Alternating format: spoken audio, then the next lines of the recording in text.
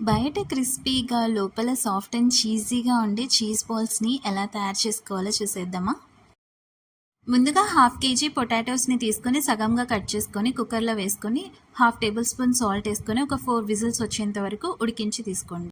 Potatoes అన్నిటిని peel off చేసుకొని, మంచిగా మ్యాష్ చేసుకొని, అందులోనే ఒక half table spoon salt, 2 table spoon red chilli powder, half table spoon garam masala, half table spoon coriander powder వేసుకొని, ఒక చిన్న ప్యాకెట్ ఆరిగానో, చిల్లీ ఫ్లేక్స్ కూడా వేసుకొని మంచిగా మిక్స్ చేసుకోండి. అందులోనే ఒక మీడియం సైజ్ ఆనియన్‌ని కట్ చేసి వేసుకొని, 3 గ్రీన్ చిల్లీస్ కూడా కట్ చేసి వేసుకొని మంచిగా మిక్స్ చేసుకుంటూ, అందులోనే ఒక 2 టేబుల్ స్పూన్ బియ్యపు పిండి వేసుకొని, ఒక చపాతీ పిండిలాగా కన్సిస్టెన్సీలో మిక్స్ చేసుకోండి. ఇప్పుడు చిన్న చిన్న బాల్స్‌గా తీసుకొని దాన్ని మంచిగా స్ప్రెడ్ చేసుకుంటూ, మధ్యలో చీజ్‌ని స్టఫ్ చేసుకొని, చీజ్ కనిపించకుండా క్లోజ్ చేసుకుంటూ, రోల్ చేసుకుంటూ ప్రతి బాల్‌ని ఇలానే చేసుకొని పక్కనుంచండి. ఇప్పుడు ఒక బౌల్‌లో 3 టేబుల్ స్పూన్ మైదా తీసుకొని కొంచెం కొంచెం వాటర్ పోసుకుంటూ, ఈ కన్సిస్టెన్సీ వచ్చేంత వరకు మంచిగా వాటర్‌లో మిక్స్ చేసుకోండి.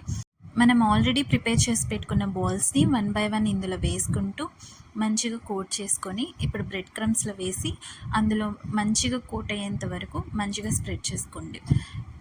ఇలా చేసుకున్నాక ఇది ఫస్ట్ కోటింగ్ అవుతుంది. సెకండ్ టైం కూడా కోటింగ్ చేసుకోవాలి. సేమ్ ప్రాసెస్‌ని రిపీట్ చేసి బ్రెడ్ క్రమ్స్ ఫైనల్‌గా మంచిగా కోట్ అయ్యేలాగా చూసుకోవాలి. బ్రెడ్ క్రమ్స్ వల్లే ఆ క్రిస్పీ లేయర్ అనేది ఫామ్ అవుతుంది. ఇలానే ప్రతి బాల్స్‌ని ప్రిపేర్ చేసి పక్కనుంచండి.